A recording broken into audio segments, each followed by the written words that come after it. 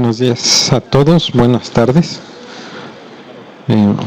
Agradecemos su asistencia a esta cuarta conferencia de nuestro ciclo, Panorama actual de las ciencias atmosféricas. Les puedo comentar antes de empezar que ya somos noticia en la Gaceta de la UNAM, afortunadamente. Y pues yo creo que podemos comenzar. En esta ocasión, nuestro invitado es el doctor Mikhail Sofiev. ¿Sí? Él estudió matemáticas aplicadas y física en el Instituto de Física y Tecnología de Moscú. Su doctorado lo hizo en el Instituto de Sistemas de Cómputo de la Academia rusa, y actualmente es profesor adjunto de la Universidad de Helsinki.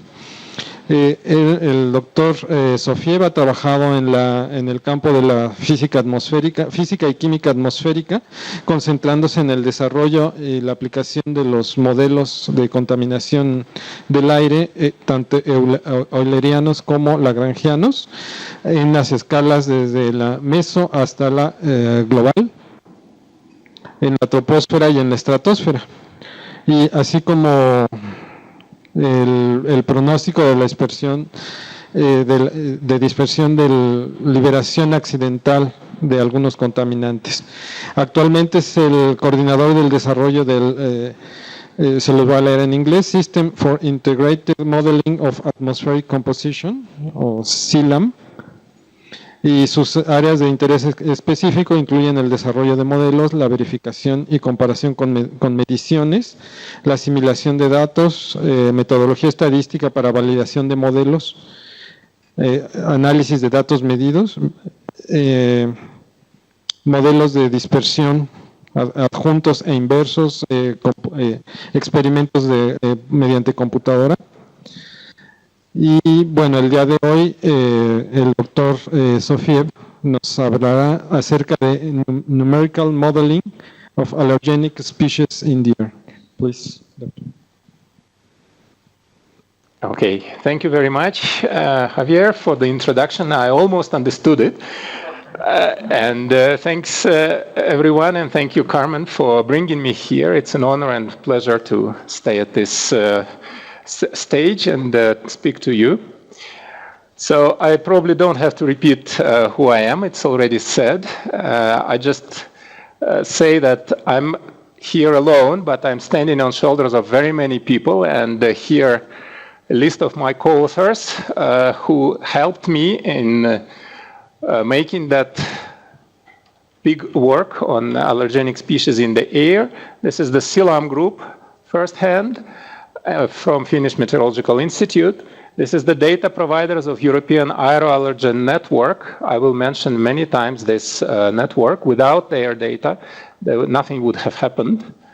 And two projects, last but not least, Highline and Cost Action. These are two European projects which helped tremendously in bringing together and harmonizing the pollen modeling activities and observational activities to some extent in Europe.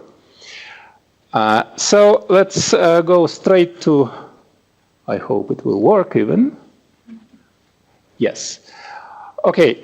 I was warned that here I will be talking to hardcore professionals, so I don't have to stick to tiny trivialities and can make things interesting.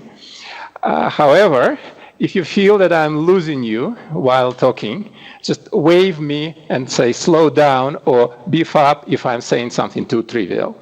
We have 1 hour and let's not waste it on too simple or too complicated things, okay? I will adjust on the way. I will start from some introduction, hopefully short, probably no need to explain what allergenic air quality forecasting is. I will say a bit more about model, the SILAM, which has already been mentioned here in the introduction, and give some examples. All that I hope will be within 20-30 minutes, not more. And then I will go to the interesting parts, the new frontiers, and we'll start asking questions for which I have no answers. And we'll try to make it interesting for you. I have no doubts that I will have not enough time to go through all this list. Depending on the speed with which you will allow me to go, we will stop wherever it will be time out. Okay? So, having said that, let's start from the introduction. The simplest one is the motivation. Of course, allergy. In Europe, something like 25% is prevalence of allergy, and that is 10 years ago. Now it's over 30, so it's growing. What I learned a couple of days ago, pretty similar situation is in Mexico and in Western Hemisphere in general. So every fourth, every third person sitting in this room is sensitive to something, and about a quarter of you are sensitive to pollen. At least if European statistics says something good here, that's more or less the result. The second part of the motivation, here these colored profiles are pollen counts, concentrations of pollen in the air, and the lines are sensitive people reporting their symptoms. 3 groups, average symptoms. The higher the curve, the worse people were feeling in that particular group. The interesting message here and the important message is the difference between the gray curve and the higher black curves. The gray curve is the group which received proper timing and proper amount of antihistamines prior and during the pollen season. And they survived it much easier than the others. They do react also, we see some growth because of alder and hazel and birch, but it's not that high as for 2 other groups. So if we inform people at the time and give sufficient amount of antihistamines, they will live easier lives. So quality of life will improve. And last but not least, this is the chart I love most. This is 1999 birch season in Finland. And we see big spike measured at 2 cities in southern and central Finland. Saying southern, this is 60 latitude north. So it's more than half the way from here to the northern pole. So it's pretty far, believe me. And what is important is that the local flowering is at the end of May, 20 and 25th of May, whereas all observations go to 20th of April. And you believe me, 20th of April in northern Finland, it's half a meter of snow at the very least. So there is no flowering whatsoever, and suddenly there are huge spikes, and those who can see bottom of the slide, you would see local season, which is something like 10 times or 20 times smaller than what was observed while the snow was up. So it's evidently a long-range transport. In case of Nordic countries, long-range transported pollen can be 100 or 10 times more important than the local season. You have no chance to predict this using local measurements because it just comes out of nowhere. There is no phenological indication, no biological indication that it will come. It will just transport from Central Europe. So the whole story for me with pollen started from that chart, something like 13 years ago. So I start this presentation from this chart. We needed the model, and we recognized it when we looked at this chart, when aerobiologists from University of Turku came to us and asked, hey guys, you know meteorology, tell us what was going on there. So this is how the story started. Now we started thinking what we need actually to develop the model. Okay, we know how to transport things over atmosphere, but we need input data. First hand, we have to know where specific taxon is if we want to model it. Mind that, it's not enough to say that there is a broadleaf forest. No, we have to say that this is the map of birch, map of alder, map of bushes of ragweed or something like this. We have to go down to specific taxon, and we immediately find out that such maps are simply not available, or available of very low quality. So this is the first challenge. Next, we have to have at least a rough indication how productive pollen is. And in case of countries extending from south to north, there are climatic differences. And in case of Europe, it's more boreal climate in the north and subtropical in the south. In case of Mexico, you go from deserts in the north down to tropical equatorial climate in the south, or something like this. You know this better than me. But an indication how productive that particular plant along the country or continental scale is another important thing. It's not a single number. You have to have a profile. Then you need a phenological data which tell you about the plant development stages. And that is a vital thing because, once again, the same plant can behave differently in different climate conditions. Another thing which comes from phenology or basic biology is the plant sensitivity to external stressors, impact on phenology. For instance, if temperature gets higher, what happens with the plant? Or does it care at all? Does the plant follow the diurnal cycle? Does it feel wind? Does it feel frost or humidity? Or what? How these stressors affect it? Because this is where the model needs to be quantified. And simple observations that if it's too humid, flowering goes down, that's not enough. We have to know numbers. That has to be quantitative. Aerobiological observations, okay, this is what we want to reproduce. Certainly we need them. In European context, this is a European aeroallergen network, something like 300 stations all over the continent. So in that sense, the data are available immediately. And last but not least, the standard input for air quality model. Well, sure enough, we assume that we have it. One thing which we bumped almost immediately, but it took us almost 2 years to recognize how severe the problem is the uncertainty of natural processes. Okay, we know that uncertainties exist everywhere. Every measurement contains some error bar. Every model has assumptions and has shortcomings. But in case of natural processes, they are stochastic by the nature, and this natural variability can be overwhelming. And this is a hard proof, which we got in 2006, 3 years since the beginning of the start. And this was shot by my that time PhD student, now she's a doctor already, with 3 phenological stages just standing one next to another. In normal life, they are separated by a couple of weeks. In this screenshot, it's separated by a couple of meters. So what to do with this? Saying that this grid cell in the model, which will be like 10 by 10 kilometers at the very least, if it is yellow stage, yeah, sorry, we do not reproduce 2 other trees. So what to do? And having this already at hand, we started an experiment trying to understand the phenological uncertainty. And it hammered down to a quantitative question: how representative in numbers a single phenological station is? We have a few thousand of phenological stations in Europe, so can we quantify how good these data are? Let's take a map of phenological stations. These are the, I hope you can see it, sorry. I'm using very heavily the bottom part of the slide, apologies. This is the map of phenological stations in Europe in relation to birch. So Southern Europe is free from birch. Okay, so all the stations are concentrated on the north, something like 6,000 stations. Let's now define a grid over this domain, and we will see that into some grid cell there will be a few stations falling into it. Now let's average them. And we will get from year to year, we will get a phenological date varying with temperature, with early, late spring, or something like this. Average over these stations. That's an important piece. So we have a bunch of dots. If we put them together, if we average them, we get a number for the grid cell.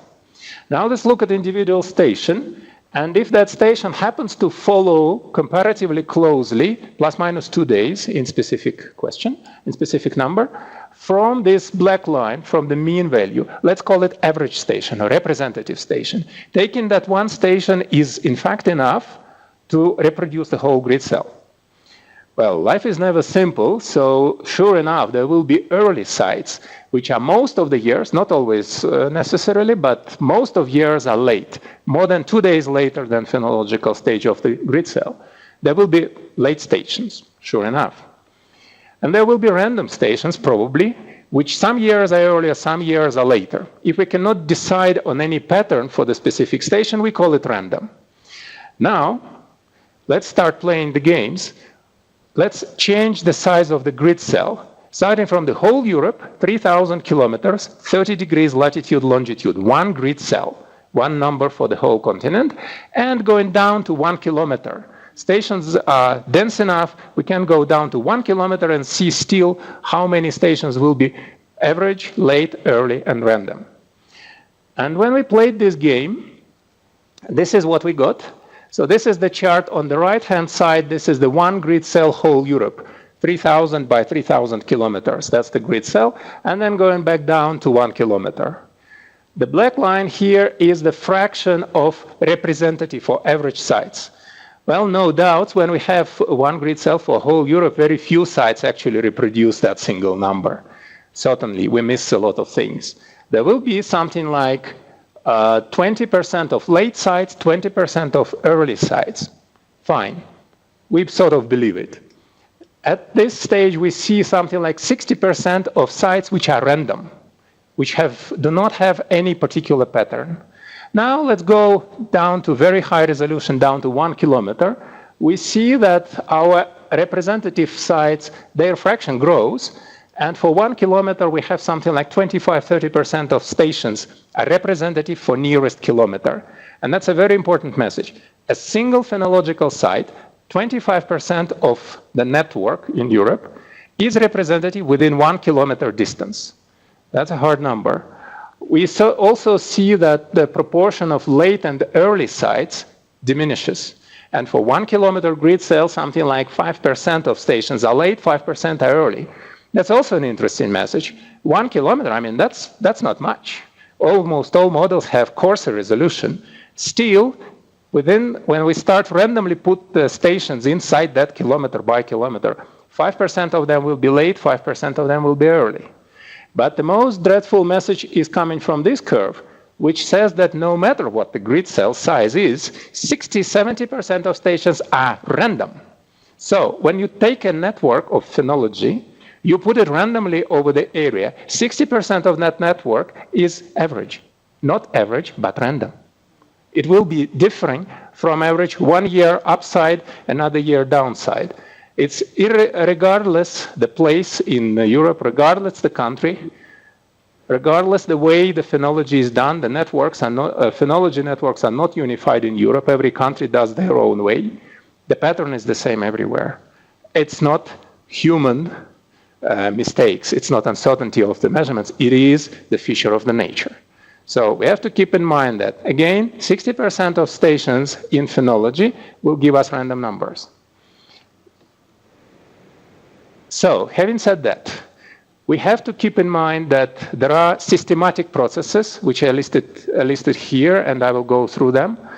There are also random processes, so a deterministic model on air quality has to have stochastic component representing the stochasticity of the nature inside the pollen emission. Otherwise, we are doomed. So, having said that, what are the processes and what are the types of phenomena and parameters which we identified for the pollen source? We use so-called a multi-factor, multi-threshold model. So we defined 3 types of parameters. One, the biggest one, is so-called a threshold parameters. Flowering does not start until a threshold passed. For instance, many trees require heat sum, so it's just an integral of temperature over time. Until that integral reaches some level, flowering does not start. So it has to get enough heat during springtime in order to start flowering.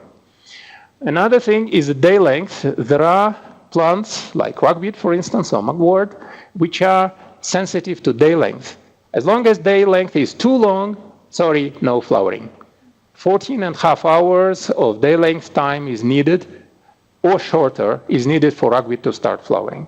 It does not flower during the middle of the summer because the day is too long. Same thing, if humidity is too high, plants are usually smart enough to shut down the inflorescence. If soil water is too dry, plants die out, flowering is stopped. In semi-desert parts of Europe, at least, it's an issue. So the plants die out because of no water. Rain, it washes out pollen. It would be a complete waste for the plant and completely stupid from the plant point of view to release pollen when it's raining. So they are smart enough and they shut down the flowering. Same thing with frost, an issue in Northern Europe. Plants die if the temperature is below 0. So these are examples of the threshold type processes. Another thing is that there may be some parameters which modulate the intensity of the flowering. For instance, actual ambient temperature, the higher temperature, usually the higher the release is. Not always, but in many cases. From the other side, too high temperature might tell the plant, yeah, hey, it's too hot now, wait until it's a little bit colder or a little bit not that acute. The same thing is wind, and several plants require mechanical forcing to take pollen out. And if we imagine, again, thinking for the mother nature, okay, it took millions of years for them, but the question is whether we can think rather mother nature does. If plants are wind pollinated, meaning that pollen has to be taken from the plant inflorescence and reach the other plant by wind, it would be completely meaningless to release it when there is no wind. So the mechanism in many plants exists to assure that the stronger wind, the more pollen is coming out. The same is true for turbulence. Humidity, well, there is a threshold for humidity, but it's also, there are some indications that when it gradually approaches the threshold, intensity of the pollen release gradually reduces. And stochastic components, as I hope I convinced you, that has to be taken into account. We moved it in a little bit strange way, which appeared to be quite efficient. SILAM is a deterministic model. Bringing their statistics, bringing their ensemble, blows up the price of computations enormously. So we moved it in a different way. For each grid cell, we said, okay, our deterministic phenological model tells that there should be this particular stage of phenology, let's say, before the flowering, and we are just approaching the flowering. But we know that this parameter is uncertain. So let's say that a fraction of a grid cell is already flowering, a fraction of a grid cell is far from flowering, a fraction of a grid cell is about to be flowering. So let's think about general gradual propagation of the phenological stage through the grid cell. Randomly, not necessarily from left to right like I'm showing, but as a part.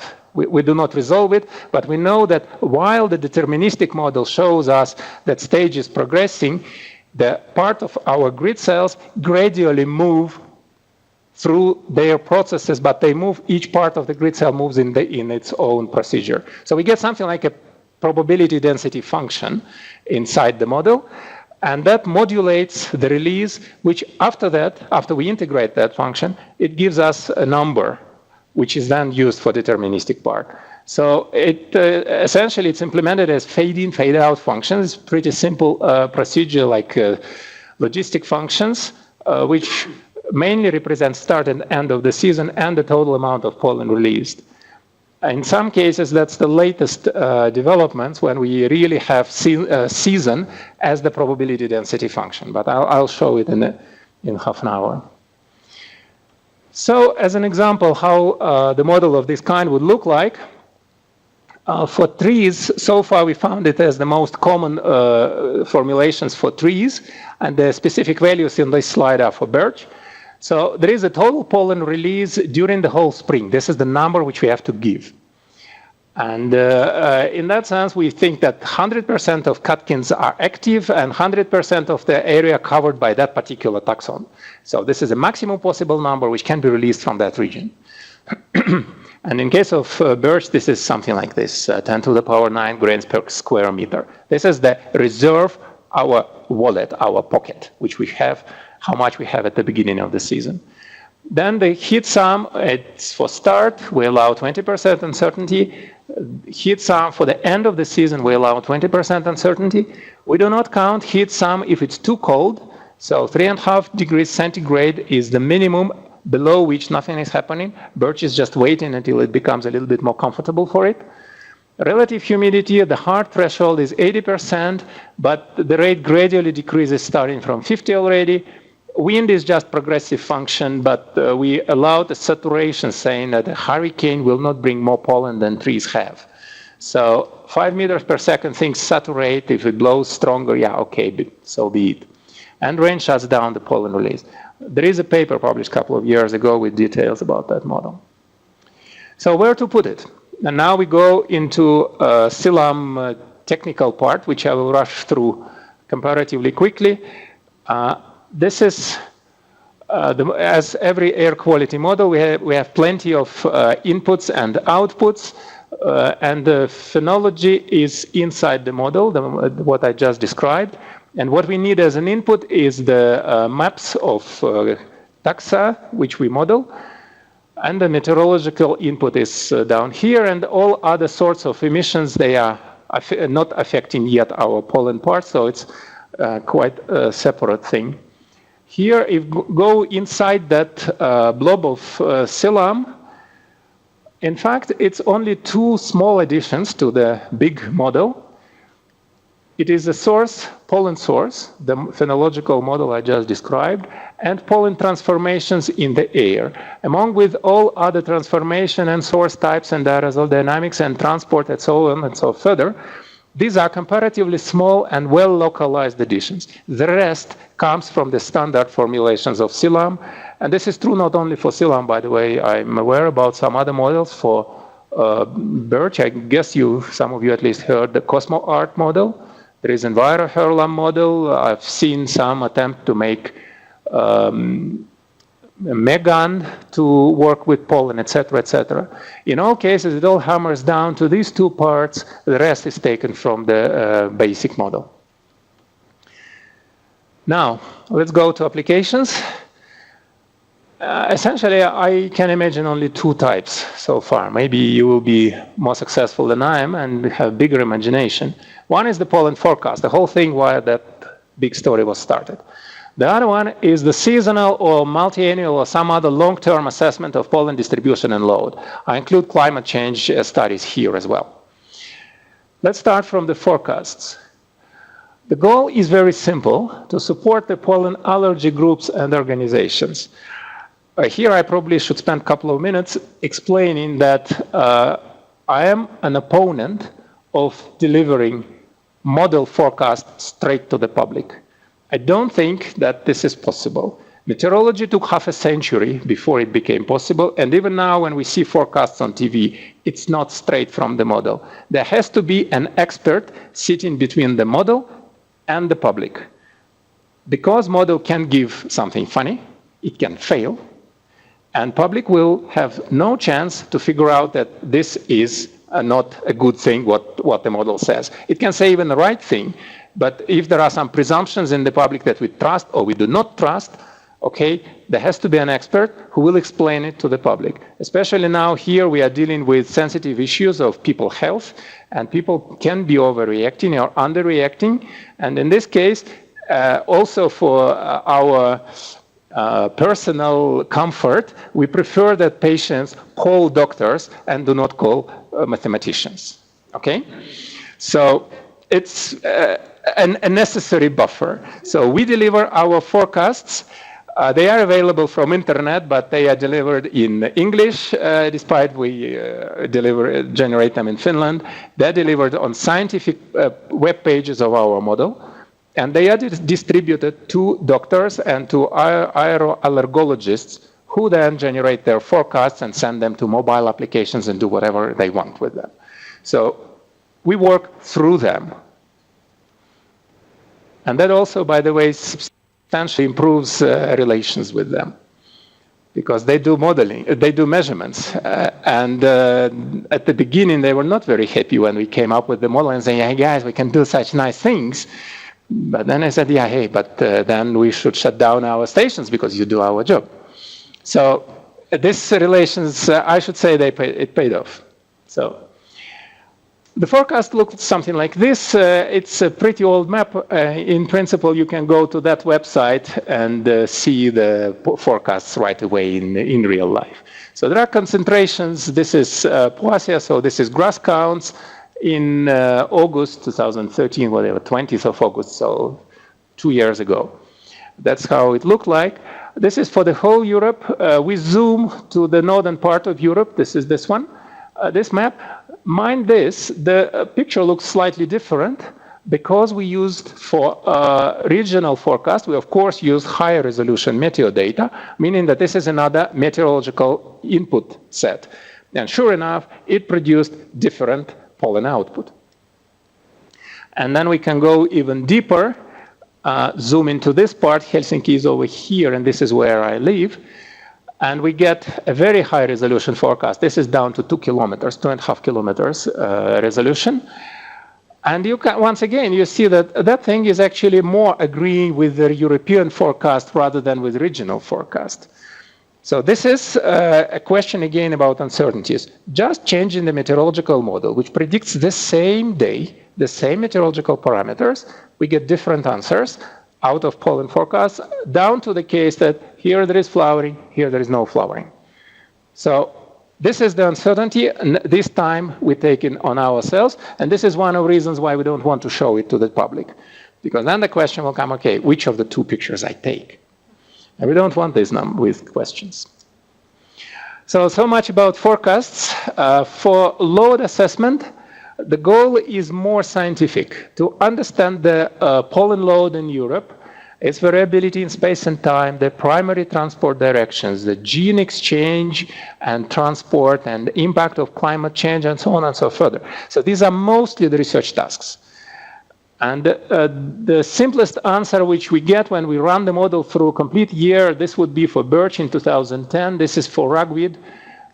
European scale simulations for 6 years. This is grass in 2011, and so on and so further. So pretty simple, pretty basic maps. But with these maps, we can answer another important question, how good these forecasts are. Because this is essentially the same model. The measurements are manual and tedious, and they are never in time by the forecast. So forecasts go unvalidated. And these simulations gone unvalidated as well. So these are just pictures out of the model. How good are they? That's the question which we can answer with this data set. For birch, which was our first model, we had several papers evaluating it. And actually, it's surprisingly good, I should say. The season start comes within a couple of days for the main birch regions. When there is very little stand of birch, it's not that nice, but for main regions, we get within a couple of days, which is acceptable for allergology reasons. Odds ratio, that's a statistical quantity saying the probability to be right versus probability to be wrong, is about 12. So for, again, our message to allergologists, there is a threshold of 50 pollen grains per cubic meter. A probability, if we say that we are above the threshold, we are 12 times more probable to be right than to be wrong. So allergologists can trust us in that sense.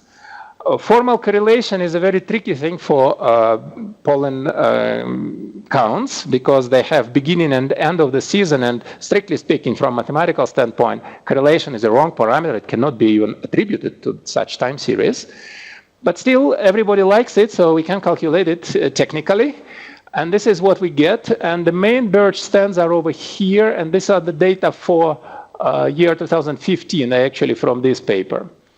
So for the main regions, except for this near Baltic Sea areas, the correlation is about 0.7, 0.8, which is nice. No big deal. In the south, when there is no birch, no birch, no pollen, no correlation. Cannot do anything about that. The new model for grass, this is our first attempt to make a PDF-based model.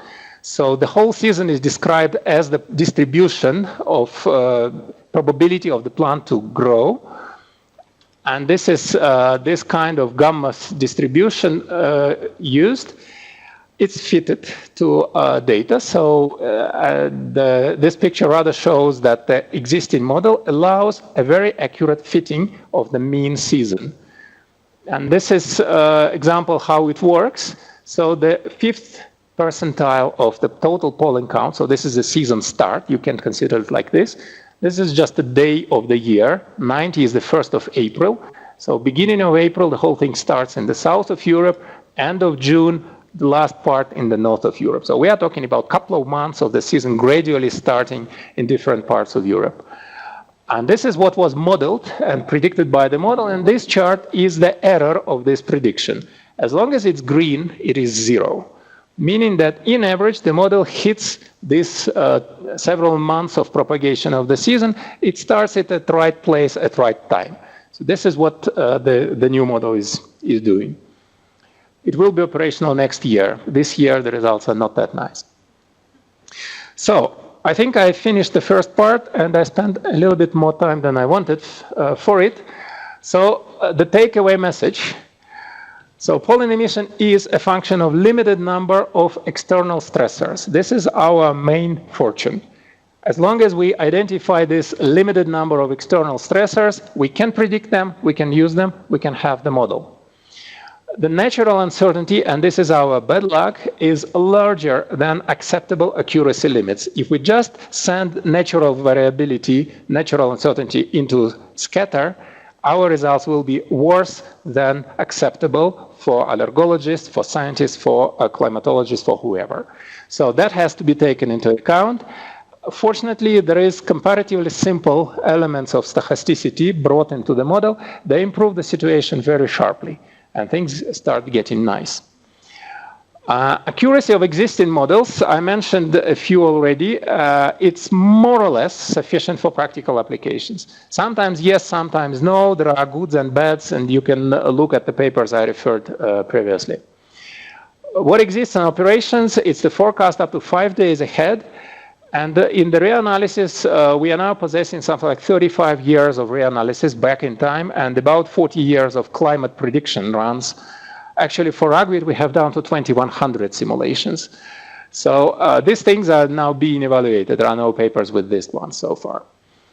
And one thing which is important, it's that developed technology allows for comparatively fast expansion of the species list. We are presently having 6 of them. But it looks like within a couple of months, the 7th can be added and then 8th and whatever, as long as we know where they grow. The main bottleneck is the habitation map. As long as that one is available, model can be extended pretty fast. So now I'm coming to a tasty part of the story, the new frontiers. I start from long-term trends and interannual variability.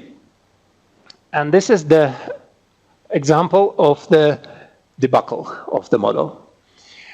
2 years, 2010, 2013, what is here is so-called seasonal pollen index, just a sum of concentrations day by day through the whole season. Total load, people suffer from pollen. And this is for birch once again.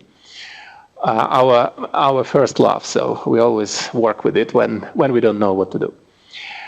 The main pattern is what Silam predicted. And the scale is logarithmic for those who cannot see it. So the difference between the neighboring colors is something like factor of 2. So it's pretty big dynamic range, something like 3 orders of magnitude. And you can see also the measurements, which are here, the dots, which are colored by the same legend as the main model. So as long as the color of the dot meets the color of the background model prediction, the hit is perfect. And in case of 2010, we see that is more or less the case. The no birch in the south, just long-range transport, so low concentrations and low SPI there, and gradually grows towards the north. And you can see also the red dots in the north and red dots in the model. So fine. 2010 is a typical year, and it's a good year also for the model. In 2013, south and central part of Europe, same picture. Pretty good reproduction. But suddenly in the north, model, first message, model shows lower concentrations, and you can compare these colors, something like twice lower than 2013. Pollen source is the same.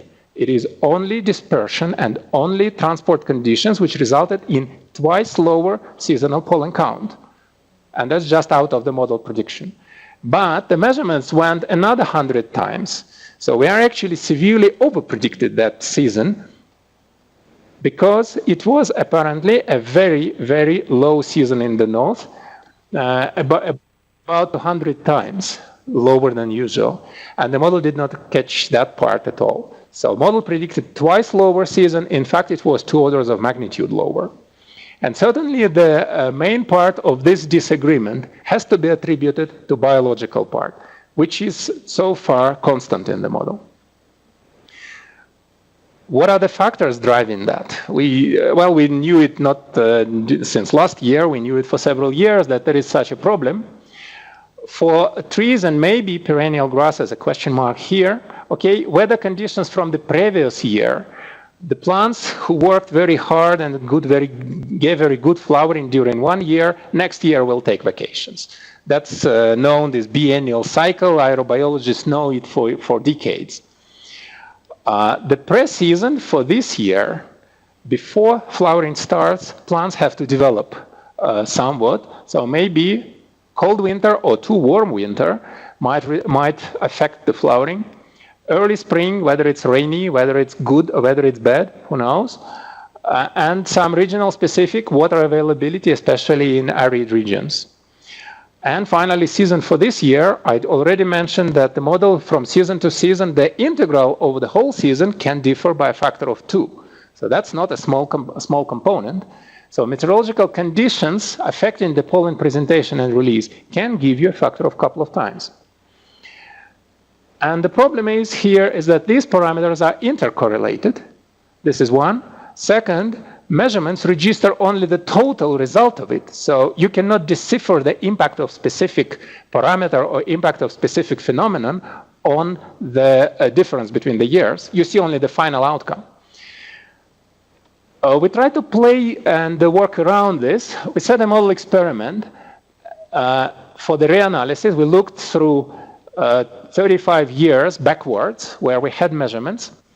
We ran the model with fixed source term, so no year-specific correction. So the same pollen source term, the same parameterization, same habitation map. We froze it and ran the model through 30 years. And we also used 2 sets of meteorology. One from reanalysis itself, it's so-called European reanalysis interim data set. And the other one for last 13 years is the operational reanalysis. That's a slightly different model from the same European center. So 2 versions of the same model were run in parallel. This is the map. I'm not suggesting you to read it. One map is 1 SPI for 1 year. The scale is logarithmic, so difference between neighboring colors is a factor of 3. And once again, pollen source is fixed. From one side, a lucky message and a pleasant message is that they look similar. From another side, those who sit closer would say, hey, we do see a factor of 2 to 3 to 4 difference between some years.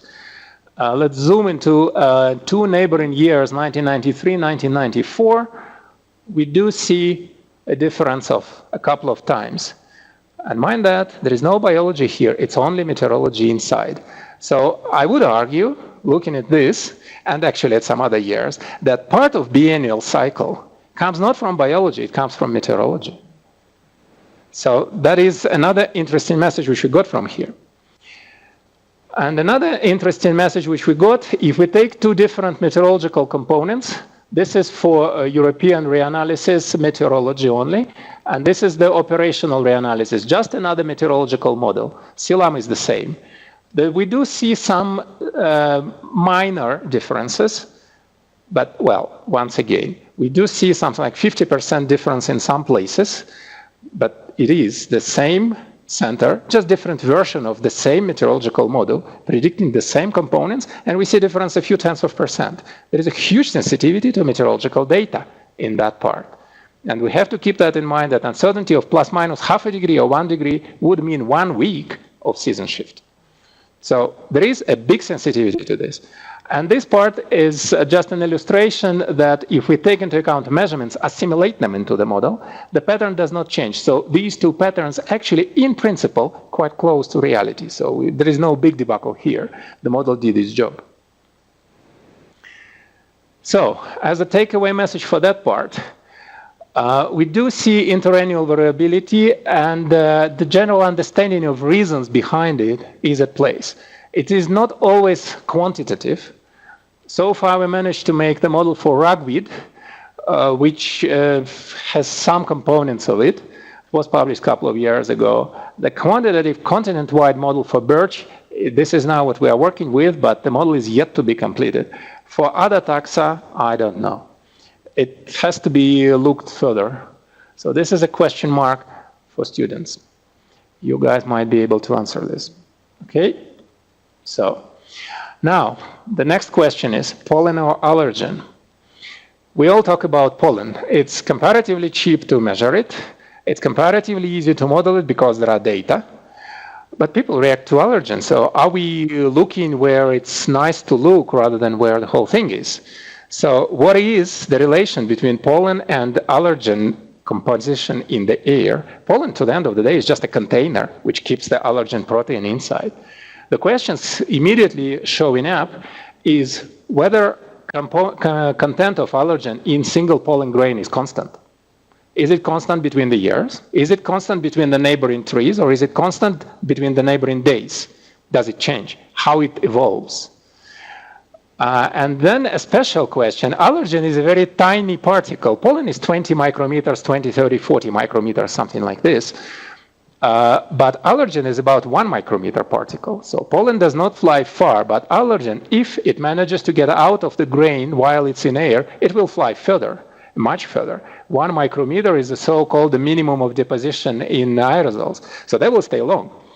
A few years ago, when I was intrigued by this question, I asked the same question to 2 very prominent scientists, just asking them, okay, could you please tell me, out of your multi-decade experience, can allergen get out of pollen and fly separately? Do I have to take it into my model? There were 2 answers. One is this one. We are dealing with very small particles and rather big particles. Small allergen particles are released from the pollen grain when they are wetted. So the answer is yes. The second question was this one. Allergen does not travel separately from pollen grains. I could not find any of this during my 5 years of direct measurements.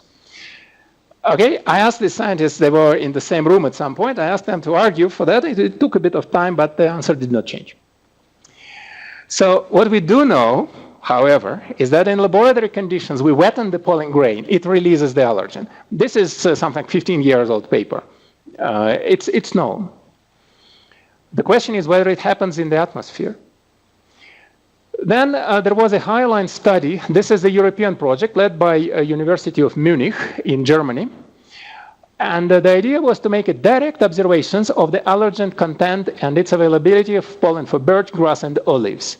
The idea was not to measure free allergen in air. There were no ambitions of that one. But there was a question whether we can confirm or disprove the similarity of allergen content in pollen from year to year and from region to region. The idea was just to put some number of sites all over Europe and start measuring allergen content together with the pollen counts. So that was not the Burkhardt trap, that was ChemVol high volume sampler to get enough allergenic species and then complicated medical analysis, a biological analysis. I do not pretend to understand that. We did our modeling part. So some simple observations. During the main season, the potency, the amount of allergen per pollen grain, is comparatively stable. So this is a typical pattern. This is Munich in 2010. The black curve here is the pollen concentration, the left axis. So this is the main season when the pollen concentrations were high. Green and yellow curves are the potency, the right-hand side axis, picogram per pollen. And you see the horizontal line, which actually shows that during the main season, variability is very low. Okay, the analysis is complicated, uncertainty bars are quite high. So this variation can be considered as negligible. So during the main season, when the counts and concentrations of allergen near the station is completely decided by the local flowering, the content is stable. Meaning that day-to-day variation is small, and the regional, at least within some region, regional variation is also small. So allergen content in pollen is comparatively stable during specific season. One can argue that for birch at least, the plant develops allergen before it and then does not change it afterwards. So something like this. And with this idea, what immediately comes to play is to do the inverse modeling study. As if the potency of pollen released from the plant stay constant during the season, we can take the footprints of the observations and take a flowering map and get the map of potency for the specific year. Essentially, I will show you this chart and explain what the footprint concept was. So this is an episode in Turku, which is stationed over here in southwestern Finland. 2009, 1st of May. The red areas here are the areas where the model predicted flowering going on. We know that the model predicts them plus minus 1 day, so it's pretty good accuracy. We can rely on that map. So this is the area where pollen was flowering. A little bit is already started in southern Finland. You can see these red areas here. The station is here, and then the blue part is the so-called footprint. The closest analogy, which I strongly dislike, but let me still say it, if you take a backward trajectories from high split, that will be a very crude and a very wrong surrogate of footprint. You can do a much better job, and that will be called footprint with the Lurian model. So whatever is under this footprint, it affects your measurement. That single day, single measurement will be affected by pollen released from this area. Whatever is released here does not affect the station, it doesn't reach it, simply. The backward trajectory does not go through that region. So for that day, the pollen concentration was 13 grains per cubic meter, very low number, and potency was about 1 picogram per grain. Low number, sure enough, the main flowering is here, a little bit in the beginning starts in Finland, so no flowering, no pollen. Main part of the footprint goes over clean areas where flowering has not yet started. So this is how that map should be read. Let's go to the next day. 2nd of May, flowering keeps propagating a little bit. The footprint wind direction has changed. And now the footprint goes over Baltic Sea. Birch does not grow over the sea. So there is essentially no pollen. No pollen, by the way, potency is very uncertain. What this 5 means, nobody knows. Very uncertain number. Go next day, a little bit longer, we start feeling Swedish flowering, a little bit more of potency of pollen. Potency is about 1. Again, a quite uncertain number. Now things become more interesting. Substantial amount of pollen reaches the number. Potency is about 4 picograms. And this number is quite reliable already. Next day, same thing, decent concentrations, potency about 3. About 2, a bit lower concentrations. I keep going a little bit further. I want the beginning of that episode. So 12th of May, flowering is already half of Finland. And we now see the northern Sweden in the station. And potency is still about 3. Now we turn to the north, and the pollen from this northern birch comes to the station, and the potency is about 1.7. Suddenly it's about 1, and it's about 0.7, and it's about 1.5, and only now it's about 2. So one thing what we see from this simple episode is that northern trees are less potent than southern ones. As soon as our footprint changes to the south, we see potency about 2, and we can go a little bit further, and potency will be again about 3, and even 6, but the concentration already low. So as a result, let's stay on this map another minute. So we can argue that with this, integrating these footprints in time and integrating the flowering map, we can get potency distribution over Europe. And this is what this map shows. This is the observed regions, not yet potency. This is the amount of observations we have from these 3 stations. This is the 4th station. So 4 stations all over Europe. And they observe this region. They do not see anything from the east. There were no wind coming from the east, so there were no observations there. And now this is the maps for 2009 and 2010, which we got. And well, we can see some gradations, some similarities from year to year in the north, a little bit of changes in the south, and so on and so further. Same thing was done for olives, which grows in the Mediterranean region only. And we had only 2 stations in Portugal and in Spain. And in 2010, we had the 3rd one in Turkey. So again, we see some similarities, some systematic pattern of pollen potency, which just comes out of that exercise. So as a takeaway message, the allergen amount in pollen seems to be comparatively stable within a specific season. That's the direct measurement. Within some area, that also seems to be shown by the measurements. It's not stable from year to year. We see it pretty clearly from the footprints. And between the distant regions, there is substantial deviation. So these are the answers from the High Line. And it was possible just with a few, 2, 3, 4 stations spread over Europe, it became possible to show the potency maps. Of course, a couple of years which we had was not enough, but that's so far what we have. And we recently published a paper in Journal of Allergology and Clinical Immunology. It's just published. So, I used up almost all my time. I will quickly rush through this one. It's important and it's very short, and I will skip the rest, leaving it for your studies. So, towards personalized pollen service.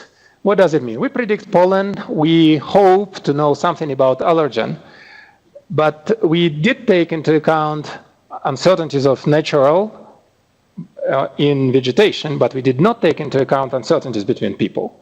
Is it fair? So the question mark now is, can we go from pollen services to pollen-induced allergy forecast directly to the patient for that specific patient? Can we go down to a single person predicting symptom of this very person, taking from our pollen forecasts, history, whatever? Can we make a model for a single person? And that was a question mark behind the experiment between Aristotle University of Thessaloniki, Medical University of Vienna, and FMI. We took pollen observations from AeroAllergen network. We put patient hay fever diary symptom reports. I will say what it is. And we took the pollen forecasts and various other data. And the output was the prediction of symptom severity for individuals. What individuals? The answer is here in patient hay fever diary, which is an online form available to everyone. It's an open software, open web form, which goes from this polleninfo.org in the Medical University of Vienna. It has Spanish, by the way, there. It's translated to something like 7 or 8 languages of Europe, including Spanish. And everyone can just log in, create a new user, and then day by day fill in the form with own symptoms. That diary is run together with the main database of pollen concentrations for Europe. So by the end of the season, we have symptoms of the person and pollen concentrations day by day in his or her region. It's all anonymous, of course, it's health data, etc., etc. The data are heavily protected. But what people get out of this, by the end of the season, we can say, folks, you are sensitive to this and this type of the pollen. Your sensitivity is of this class. You are very sensitive or not very sensitive, and things like that. So there is sufficient amount of information in that part. And one funny thing with this hay fever diary, when it was just started for Austria, the first year showed that out of 100% people who filled it in, a few thousand of them, a few hundreds, maybe 700 or 800 was first year, 20% of people appeared to be not allergic to pollen at all. They did not correlate with any pollen, although they all, while filling up the form, they put tick marks saying, I am allergic to pollen. But in fact, their symptoms did not correlate with any pollen at all. About 60% of them were monosynthesized, so they correlated with only one type of pollen. Something like 30% were polysynthesized. They correlated with several types of pollen, and they didn't know about that either. So it is, from the very beginning, it was an enormous success in terms of information coming to doctors. And it turned out that if we have history of the patient for about a year or two, it is possible to make a statistical model which will predict the symptoms. These are 2 patients, 1 season for each of them, with previous season data being introduced. This is what we call a not very good prediction. Black line is prediction, red line is what patient observed, reported by himself. This is just a game, it was not a real-time experiment, so patients did not have any information about these forecasts. So no placebo effects in that sense. So the curve more or less follows, but there are some strange debacles where a model just got failed. But in this case, for this patient, the results are much nicer. And just last year, late last year, there was a paper coming in Journal of Aerobiology, of Biometeorology, Vokantis et al., where they put some statistics and said actually that depending on the amount of data coming from the patients, the success of the model can be really, really good. So it is, I would say, the feasibility of the exercises has been demonstrated. So I think I stop here. I used up my time. And I will just go to my conclusions and my summary. So the observations and modeling tools for pollen computations exist. They can be used for information services. And presently covered pollen is 6 types. This is for psyllium. The Cosmo Art covers birch, grass, and ragweed. So these 3, there is EnviroHerla model which covers birch. And within European Copernicus service, there is 7 model consortium, which is coordinated by us. And they got our birch source term. So there is some decent modeling pool already for this species. And several key phenomena are not understood or misunderstood. And these are the question marks which I have in my head, and many more exist. So this is rather a question to you now, folks. There is some job to do. So thank you for your attention. This is the season of last year for all these 6 components. And my many thanks to a long list of people who spent their time in teaching mathematicians with aerobiology and biology. None of us is biologists, so we are in debt to them forever. Thank you.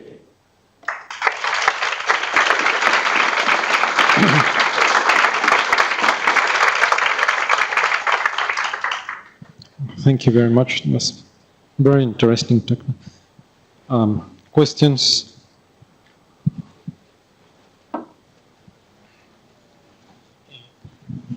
In some of the parts of your presentation, you said that you were able to obtain something like PDFs. Why not using this PDF in order to do stochastic modeling a la Monte Carlo? Is that possible? No. Now, the thing is, it depends what we want to model. We can model in stochastic manner, we can model emission, release of pollen from the grains. This is where it works. Where it will not work for transport. Because whether emission happened this way or that way, we can predict this or we can put some uncertainty. But wind direction is just that way, and uncertainty there is very little. And when we are sitting at a particular place, there are tons of models saying that this multi-regression model will give me the combination of parameters predicting my pollen. That's all perfectly right. It's valid for that station, for those years where they are. You change 1 year, you get completely different numbers. The model has to be refitted. You move to another backyard, the model has to be refitted. Why? Because that model tries to predict using local parameters the non-local effect. Statistical models built for pollen are by definition local. They are based on local data with meteorology and observations. Transport is non-local. It will not be predicted by these models. Yep.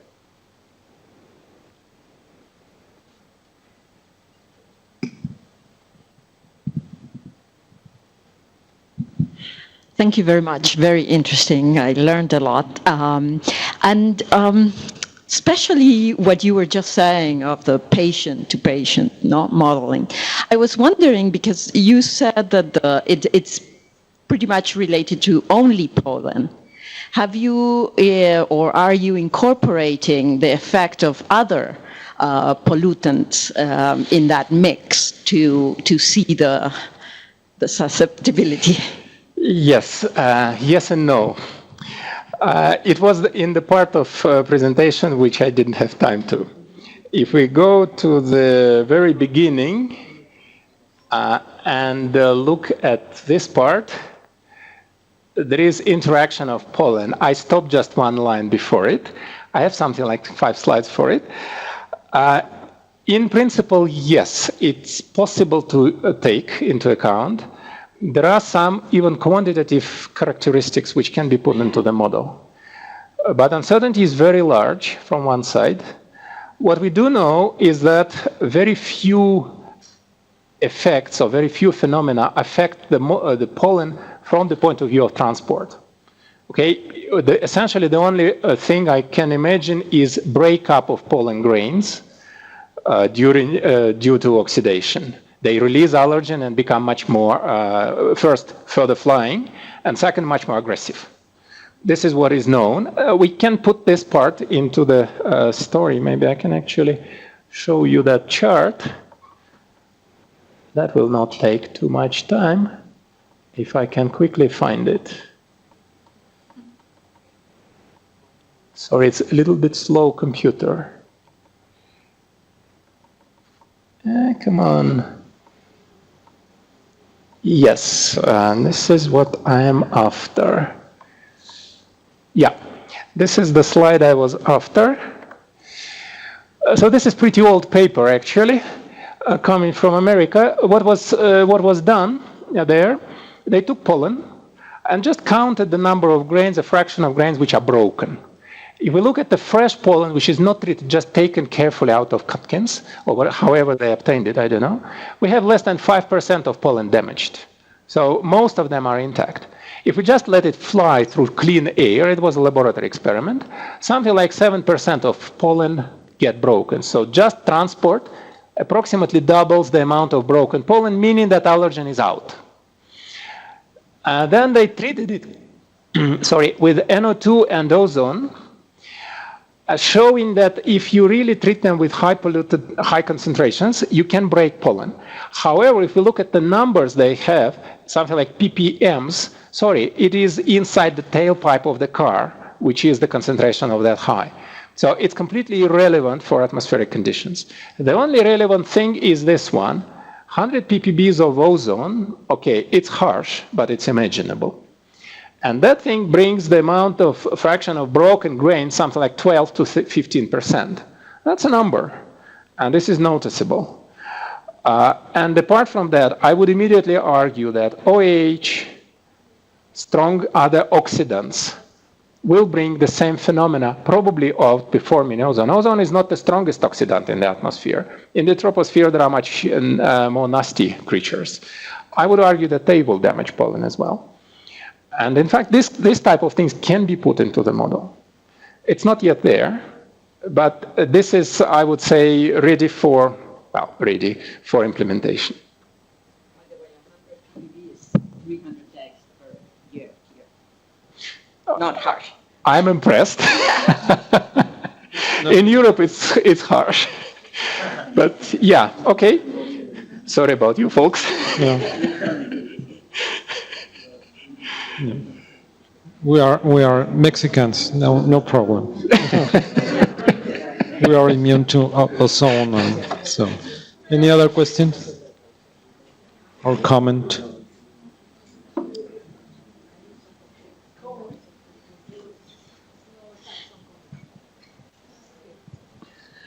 Well, I am impressed. Thank you. Because we have a lot of work to do. We are running to do it. And I think that it's possible, but we need help. And we need to work with people that worked many time ago. So thank you very much for coming, and I hope that we can work together. That's all. Thank you, Carmen. Yes, we are ready for cooperation. SILAM is an open code system. Whatever is there, it's available. And we have quite substantial experience in installing model outside Finland and working with people in particular from aerobiology. The model is operational in something like 3 or 4 countries in Europe and is installed in another 5 countries, worldwide even. So it's possible, and we know how to do it, and we know how to teach people who will be then operating the model without us. They don't need us after the initial warm-up period is passed. So we are open to this. Thank you very much. If you compare, for example, your results with an online model, how could you expect the differences? Okay. Well, this is a tough question. I foresee some sharp reaction from some people in the auditorium, but I am a pretty strong opponent of online modeling with regard to pollen in particular. I see absolutely no value in this exercise, I'm sorry. The reason is very simple. The online modeling is needed in only one case, when the main assumption that what we model is a tracer is failing. Tracer, by definition, is a species which does not affect the domain dynamics. If it affects it, it's no longer tracer. We have to go into online modeling. Pollen by no means affects cyclones. You will not get thunderstorm out of large amount of pollen in the air. So it is, I would say, it's completely irrelevant in this particular case. For desert dusts, I'm with you, online model is better. You have to return the message that there is some milligrams of pollen of sand in the atmosphere. In case of pollen, I don't see any reason for this exercise. The model becomes much heavier, and to my knowledge, all online models I'm aware of, CosmoArt, WRF, first to mention, we looked at them. They are 10 to 100 to 1,000 times heavier than Scylla. I can run 1 year within 2 hours of the model. Within the same hour, CosmoArt will barely go through 3 days. So that's more or less the ratio of the things. And WRF is even heavier. So in that sense, when we need, and when we work with so uncertain things like pollen, where we need thousands of years maybe to be computed to find the model parameters, to see that it compares, and to play with the model, I would say that the online approach is rather the way to slow down things rather than win anything. So I am an opponent here. I see no reason in that. Stilam is an offline model. Thank you very much. Coming to the question of Mexico, I guess I should ask Carmen about it. But what kind of forests or kind of trees would be the most allergenic here in this center part of the country, if we were to apply your model here? Well, for local knowledge, I immediately refer to local experts. I simply don't know. Well, we talked with Carmen. I do, but I think she can comment things much better than I do. These are trees which are in our list for expansion. I refer to Coast Action UPOL, which I coordinated something like 5 or 6 years ago. There we identified 12 pollen-producing plants, which are important for Europe and crucial for understanding European allergy. Since these 5 years, we made 6 species into the model. Now we have technology which will allow us more than 1 species per year. So, okay, some of them actually coincide with species here in Mexico, according to Carmen, who will comment it in a minute. And then we just put them a little bit forward in the list, and then do the parameterization for this species. So now it's, I would say, only grass here fits. There is an overlap only for grass. But still, it has to be refitted with local data, because we don't have such type of climate as it is here. We don't have it in Europe, so it has to be refitted. But Carmen has the data, so it can be done. And last question via Ustream from Meteoromania. And I don't know if he or she asks, what are the dispersion ranges for pollen grains in space and time? Okay. It was, we deduced it in some year 2006 approximately. There was a paper coming out in atmospheric environment, I guess I don't remember it even, where we showed that pollen is coarse aerosol, that's true. And then everybody who deals with aerosol says that 20 micrometers, yeah, forget about it. It will fall like brick. It's dangerous to walk on the trees. But in fact, it is very light aerosol. If we look into sand, the density is something like 5 water density. Pollen is 0.8. So yes, it's coarse, but it's very light. So all in all, the dry deposition for birch is about centimeter per second, which is not something unseen. For ozone, dry deposition velocity can be a fraction of a centimeter easily. For ammonium, for instance, it's about 1 centimeter per second. So it's comparable. And as a result, another thing which affects it is that birch is smart and it releases it only in a very good day when it's hot, when it's deep boundary layer, when turbulence mixes it all up. So as a result, immediately after the release from catkins, pollen gets lifted up. And then we have a well-mixed boundary layer, which is quite difficult to clean with 1 centimeter per second dry deposition velocity. So what we saw from the model, 1,000 kilometers is not the limit, can be even further. There was an episode back in 2006 when the pollen came from Russia to Iceland, which is something like 2,500 kilometers westwards. It was a huge blow. Which was registered in Iceland. We predicted it. We didn't believe it. And a week later, we saw, hey, guys, it was there, in fact. So 2,500 kilometers if conditions are favorable. It was a bit extreme, usually a bit shorter. And you need something like 5 days to pass that, at the very least. So up to a week, usually less, and up to a couple of thousand kilometers, usually below 1,000. Rule of thumb. For grass, much less. For ragweed, a bit more. Thank you very much. Let's. Okay. Thank you.